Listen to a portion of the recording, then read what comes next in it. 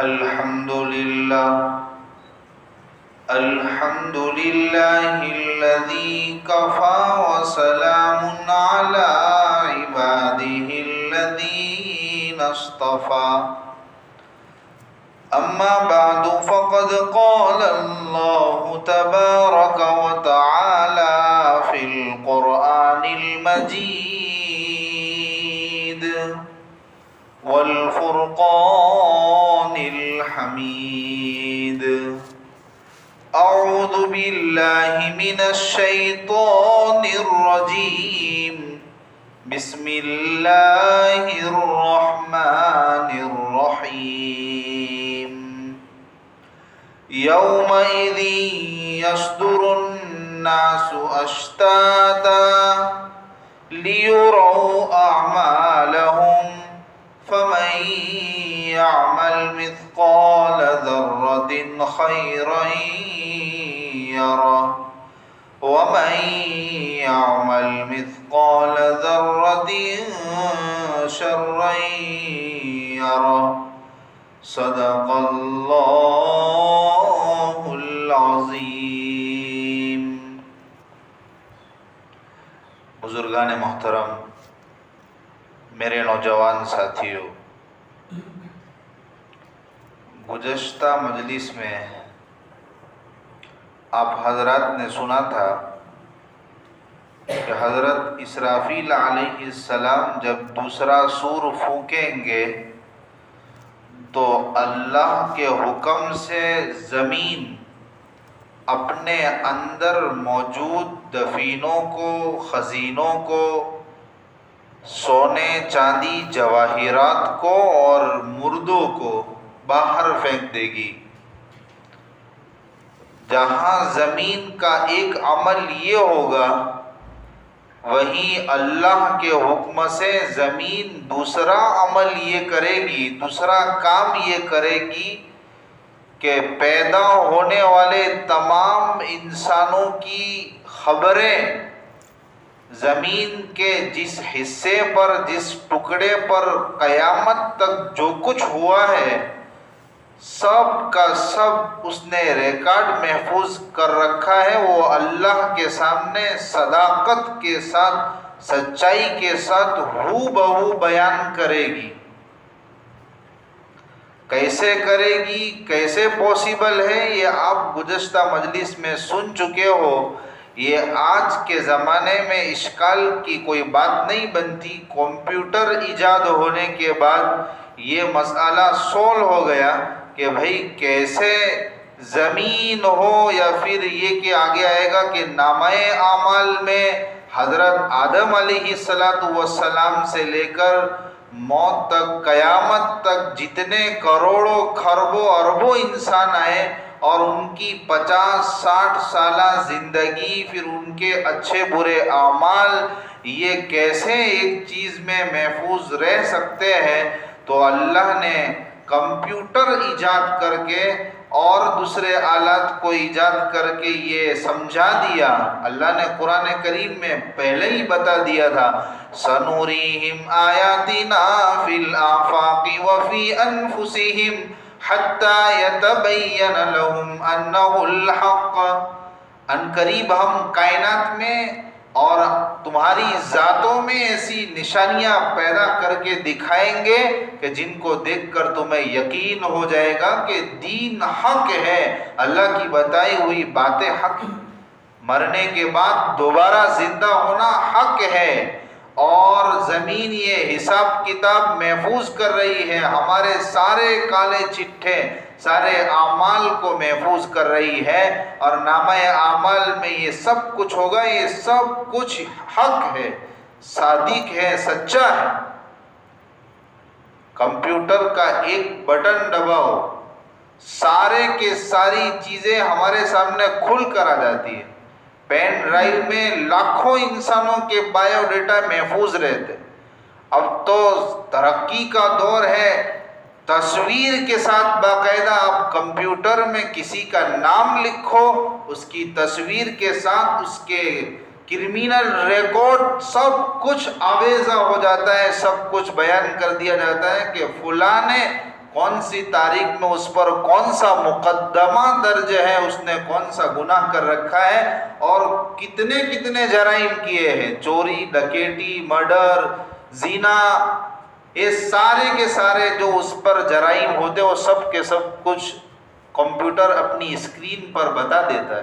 تو سوچو، جس انسان کو اللہ نے بنایا ہو اور اس انسان کو اللہ نے عقل عطا فرمائی، اس نے ایسا آلہ بنا دیا، تو وہ تو اپنی قدرت کاملہ سے قیامت میں کیا انتظام ایسا فرمائیں گے اور کیسا فرمائیں گے، یہ ہماری عقل سے باہر ہے، اور یہ اشکال والی بات اب رہی ہی نہیں۔ خیر، یہ سب کچھ آپ گزشتہ مجلس میں سن چکے ہو، یہ اس کا خلاصہ تھا۔ آج آپ حضرات کے سامنے بیان کیا جائے گا، یومئذ یصدر الناس اشتاتا، جب لوگوں کو، مردوں کو قبروں سے اٹھایا جائے گا تو پھر وہ میدان حشر کی طرف جائیں گے مختلف ٹولیوں کی شکل میں۔ آیت میں یہ فرمایا اس دن لوگ مختلف ٹولیوں کی شکل میں جا رہے ہوں گے۔ آگے اللہ نے فرمایا کیوں جا رہے ہوں گے، مقصد بیان کیا، لِيُرَوْا أَعْمَالَهُمْ، تاکہ ان کو ان کے اعمال دکھائے جائیں، ان کے کرتوت دکھائے جائیں، یا پھر دوسری تفسیر کے مطابق ان کو ان کے اعمال کی جزا سزا دکھلائی جائے۔ آگے اللہ نے بہت قیمتی آیت ہے، آگے اس کو ہم دھیان سے سنیں، توجہ سے سنیں، یہ زندگی میں انقلاب پیدا کرنے والی آیتیں ہیں۔ اللہ کے نبی صلی اللہ علیہ وسلم نے حدیث پاک میں آگے والی اور آخری دو آیتوں کو فرمایا ہے کہ یہ آیتیں یکتا ہیں، جامع ہیں اپنے اندر۔ کیا ہے ترجمہ سن لیجئے پہلے، فَمَن يَعْمَلْ مِثْقَالَ ذَرَّةٍ خَيْرًا يَرَهُ، جو شخص ذرہ برابر خیر لے کر آئے گا، نیکی لے کر آئے گا، قیامت میں اس کو دیکھ لے گا۔ وَمَن يَعْمَلْ مِثْقَالَ ذَرَّةٍ شَرًّا يَرَهُ، اور جو انسان ذرہ برابر برائی لے کر آئے گا، گناہ لے کر آئے گا، وہ بھی اس کو دیکھ لے گا۔ آج کی تفسیر میں اس کی وضاحت کی جائے گی کہ لوگ مختلف ٹولیوں کی شکل میں جا رہے ہوں گے۔ پہلے تو کیوں جا رہے ہوں گے، تو بھائی اعمال دیکھنے کے لیے۔ دو تفسیر ہے، اعمال کے دکھانے کے دو مطلب ہے۔ ایک مطلب یہ ہے کہ دنیا میں جو کچھ کیا ان کے سامنے رجسٹر کھولا جائے گا، پڑھو اپنے اعمال کو، اپنی زندگی، ان کی زندگی اور سب کی زندگی کی پوری پکچر اور پوری فلم اللہ تبارک و تعالی انسانوں کو دکھا ڈالیں گے، رجسٹر کی شکل میں بھی، اور ہو بہو دنیا میں جو کیا تھا سب ہم نظارے دیکھیں گے۔ اچھے کام کرنے والے دل میں خوش ہوں گے، اور جنہوں نے برے کام کیے تھے وہاں لوگوں کے سامنے فضیحت ہوگی، رسوا ہوں گے، فجیتا ہوگا ان کا۔ تو سب کچھ اللہ دکھائیں گے، اعمال دکھائیں گے، رجسٹر کھولیں گے تو لوگ دیکھیں گے بھئی یہ تو دنیا میں نے کیا تھا۔ انسان دنیا میں کوئی کام کرتا ہے بھول جاتا ہے، لیکن اس کے سامنے وہ تصویر لائی جائے، اس کو یاد دلایا جائے، پھر اس کو یاد آتا ہے ہاں میں نے کیا تھا۔ تو جب انسان اپنے اپنے کرتوت دیکھیں گے، اپنے اعمال دیکھیں گے، تو وہ زبان قال سے، زبان حال سے یہ کہیں گے کہ بھئی اس نوشتے کو کیا ہو گیا ہے۔ قرآن جس کا تذکرہ کرتا ہے، لا یغادر صغیرۃ ولا کبیرۃ الا احصاها مالی ھذا الکتاب، اس نامہ اعمال کو، رجسٹر کو ہو کیا گیا ہے، کچھ بھی نہیں چھوڑا۔ دنیا میں جو کچھ کیا تھا، چھوٹا کیا تھا، بڑا کیا تھا، سب کچھ اکٹھا کر دیا ہے، کچھ بھی باقی نہیں رکھا۔ تو ہر چیز ہمارے سامنے قیامت میں میدان حشر میں لائی جائے گی۔ ایک مطلب یہ ہے۔ دوسرا مطلب یہ ہے کہ جب وہ میدان حشر میں لوگ آ جائیں گے، حساب کتاب ہو جائے گا، تو ان کو ان کے اعمال کا بدلہ، ان کی سزا دکھائی جائے گی۔ اچھے لوگ جنت کی طرف جائیں گے، برے لوگ جہنم کی طرف جائیں گے۔ یومئذ یصدر الناس اشتاتا لیروا اعمالهم، آیت کے اندر جو کچھ بیان کیا گیا اس کی پوری تفصیل آپ کے سامنے آ گئی۔ لہذا یہ آیتیں ہمیں یہ سبق دیتی ہیں کہ ہم دنیا میں یوں نہ سمجھے کہ ہمیں کوئی دیکھ نہیں رہا ہے، ہم ہر وقت اللہ کی نگرانی میں ہیں۔ انسان سی سی ٹی وی کیمرے کی نظر سے بچنے، سی سی ٹی وی کیمرے کے ڈر سے، لوگوں کے ڈر سے جرائم چھوڑ دیتا ہے، لیکن وہ بھول جاتا ہے کہ اللہ دیکھ رہے ہیں، اللہ کا سی سی ٹی وی کیمرہ، اللہ کی سی آئی ڈی زمین دیکھ رہی ہے، سب کچھ ریکارڈ کر رہی ہے۔ یہ سب سوچنے کی ضرورت ہے، اس کو ہم اپنی فکروں میں لائیں۔ آگے اللہ تبارک و تعالیٰ فرمایا اللہ نے فَمَن يَعْمَلْ مِثْقَالَ ذَرَّةٍ خَيْرًا يَرَهُ۔ یہ آیتیں یکتا کیسے ہیں، جامع کیسے ہیں، اس کو سمجھو۔ ان آیتوں کے اندر کیا کچھ نہیں آیا، سب آ گیا، سارے اعمال اچھے برے چھوٹے بڑے سب کچھ آ گیا۔ اس اعتبار سے یہ جامع ہے کہ سب کو جمع کیے ہوئے، اور واحد یکتا اس اعتبار سے ہے کہ یہ ایک آیت ایسی ہے کہ انسان اس کی کیفیت کو، اس کے مفہوم کو، اس کے ترجمے کو ہر وقت اپنے سامنے رکھے تو اس کی زندگی میں انقلاب برپا ہو جائے، اس کی زندگی سنور جائے۔ ہر وقت ہم یہ سوچیں کہ ہم اچھا کام کریں گے، وہ یہ اللہ کے یہاں نوٹ ہو رہا ہے، اللہ کے یہاں محفوظ ہو رہا ہے، اس کا بدلہ ہمیں ملے گا۔ تو انسان چھوٹے سے چھوٹا کام بھی اگر نیکی کا خیال اس کے دل میں آئے گا، موقع ملے گا، ہاتھ سے جانے نہیں دے گا، اس لیے کہ اس کو اس بات کا یقین ہے کہ مجھے اس کا بدلہ ملنا ہے۔ اور کسی بھی برائی سے بچے گا، چھوٹی ہو یا بڑی ہو، اس لیے کہ اس کے ذہن میں اس بات کا استحضار ہے کہ آخرت میں اس کی مجھے سزا بھگتنی پڑے گی۔ تو یہ کیفیت اپنے دلوں میں پیدا کیجئے، اور ہم اپنی زندگی کو توبہ والی صفت کے ساتھ متصف کیجئے۔ یہ آیتیں ہمیں یہ اس بات کا سبق دے رہی ہیں کہ کوئی بھی نیکی ہو وہ چھوٹی نہیں ہوتی، چھوٹی سی چھوٹی نیکی کا اجر اللہ کی یہاں ملنے والا ہے، اس کو ہم کر گزریے، چھوڑیے مت۔ اور چھوٹے سے چھوٹا گناہ اس کو چھوٹا سمجھ کر نہ گزریے، چھوٹی نیکی کو جانے نہ دیجیے اور چھوٹے سے چھوٹے گناہ کو کریے نہیں۔ اس لیے کہ یہ شیطان جو ہوتا ہے نا، یہ بار بار ہمیں بہکاتا ہے، ہمیں پھنساتا ہے۔ کوئی انسان خوب گناہ کرتا ہے، خوب گناہوں کے اندر مبتلا ہے، کبھی اتفاق سے اس کے دل میں نیکی کا خیال آیا کہ بھئی یہ نیک کام میں کر لیتا ہوں، تو شیطان آ کر اس کو سمجھاتا ہے، اس کو پھنساتا ہے، بھائی تیری زندگی ساری کی ساری گناہوں میں گزر گئی، یہ چھوٹی موٹی نیکی کرنے سے تیرا کچھ بھلا نہیں ہونے والا۔ کبھی ایسے خیالات دل میں ڈالے گا، کبھی اس طرح پھنسائے گا کہ بھئی پوری زندگی تو تو نے جرائم میں اپنی زندگی ساری جرائم میں تو نے گزار دی، اب یہ ایک نیکی کا کام کر کے تو کرے گا کیا؟ تجھے کچھ بھی نہیں ملنے والا، تیرا کوئی بھی فائدہ نہیں ہونے والا۔ سو چوہے مار کر بلی حج کو چلی، اس طرح کے خیالات یہ جو آتے ہیں ہمارے دل میں، یہ شیطانی وسوسے ہیں، یہ شیطانی دھوکہ ہے۔ ہم اس کو سیریس نہ لے، اس کو ہم اگنور کر دے، اور ہم ہر نیکی کے کام کو چاہے چھوٹی ہو، اللہ کے نبی نے فرمایا لا تحقرن من المعروف شیئا، کسی بھی چیز کو نیکی کا خیال چاہے معمولی ہو اس کو حقیر نہ سمجھیے، اس لیے کہ چھوٹا عمل کبھی اللہ کے یہاں مغفرت کا ذریعہ بن جاتا ہے۔ ہم نے پہلے تفسیر میں واقعہ سن چکے، کتے کو پانی پلانے پر مغفرت ہو گئی تھی۔ یہ تو خدائی ضابطہ تو یہی ہے کہ ہم جو کچھ دنیا میں کریں گے، چھوٹے سے چھوٹا بڑے سے بڑا اللہ کے یہاں ریکارڈ میں محفوظ ہو جائے گا، اس کی جزا سزا ملے گی۔ لیکن وہیں دوسری طرف اللہ کا فرمان یہ بھی تو ہے کہ یغفر لمن یشاء ویعذب من یشاء، اللہ جسے چاہے مغفرت کر دے، اللہ جسے چاہے عذاب دے دے۔ ہم یہ خیال کریں کہ ہمارے جرائم زیادہ ہے لہذا ہماری نیکیاں ہمیں کچھ کام نہیں دے گی، یہ تو غلط بات ہے۔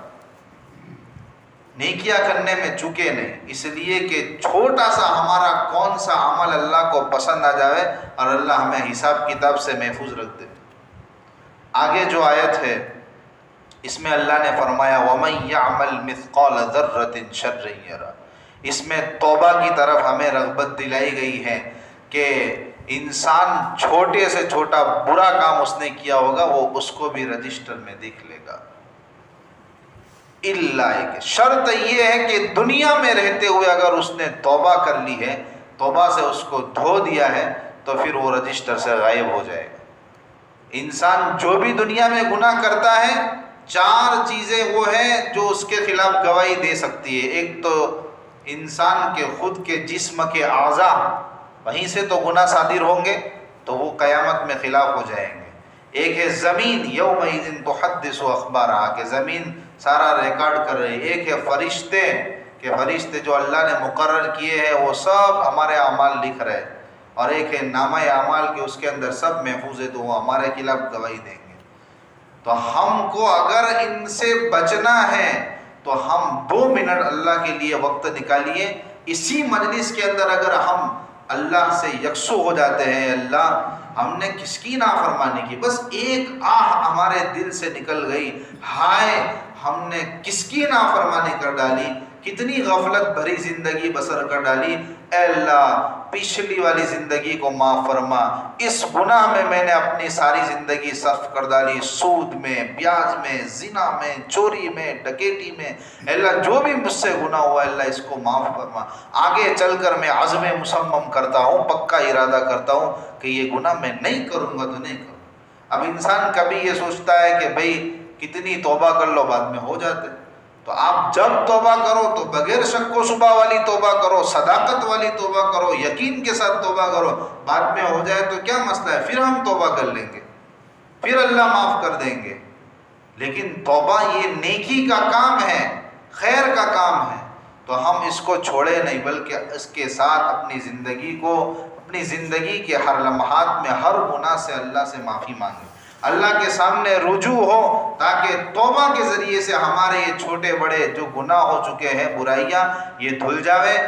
حدیث پاک ہے، حضرت مولانا اشرف علی صاحب تھانوی رحمۃ اللہ علیہ نے اپنی کتاب میں لکھی ہے، اللہ کی قدرت دیکھیے، اللہ کا انعام دیکھیے، جہاں اللہ کا یہ ضابطہ ہے تو وہاں اللہ کی رحمت بھی ہے، کہ انسان جب گناہ کر دیتا ہے اور سچے دل سے توبہ کر دیتا ہے تو اللہ تعالیٰ خود براہ راست فرشتوں کے ذہن سے، فرشتوں سے اس گناہ کو بھلا دیتے، نامہ اعمال سے اس گناہ کو غائب کر دیتے، اور زمین کو بھی اس کو بھلا دیتے۔ یعنی اللہ خود یہ کرتے، فرشتوں کو حکم نہیں دیتے کہ بھئی نامہ اعمال سے اس کے گناہ کو دھو دو، ختم کر دو، اس نے معافی کر۔ جب ہم قیامت میں لسٹ ہمارے سامنے آئے گا تو ہم اس گناہ کو نہیں پائیں گے۔ 2 منٹ توبہ کرنے میں لگتی ہے، اور اس کا بینیفٹ، اس کا فائدہ اتنا بڑا ہے کہ ہم اس گناہ سے پاک صاف ہو جائیں گے، قیامت میں وہ گناہ ہمیں نہیں دکھے گا۔ لہذا آج کا درس قرآن ہمیں اس بات کی طرف ہماری رہنمائی کرتا ہے کہ ہم قیامت کے احوال کو مستحضر رکھیں کہ ہمارا شمار کس ٹولی میں ہوگا۔ پہلی آیت میں آئے گا تو کہ لوگ مختلف ٹولیوں میں جا رہے ہوں گے، تو ہم اپنی زندگی کا جائزہ لیں۔ کفا بنفسک الیوم علیک حسیبا، جب ہمارے نامہ اعمال ہمارے سامنے کھولے جائیں گے، اللہ فرمائیں گے اقرأ کتابک کفا بنفسک الیوم علیک حسیبا، اپنے نامہ اعمال خود پڑھ لو، دیکھ لو، نہار لو، اور تم اپنے اعمال کو سب سے زیادہ جاننے والے ہو، کسی کو بتانے کی کیا ضرورت ہے، تم اپنی ذات سے فیصلہ کر لو کہ تم جہنم میں جانے کے حقدار ہو یا جنت میں جانے کے حقدار ہو، اور اپنے اپنے ٹھکانوں کی طرف چلے جاؤ۔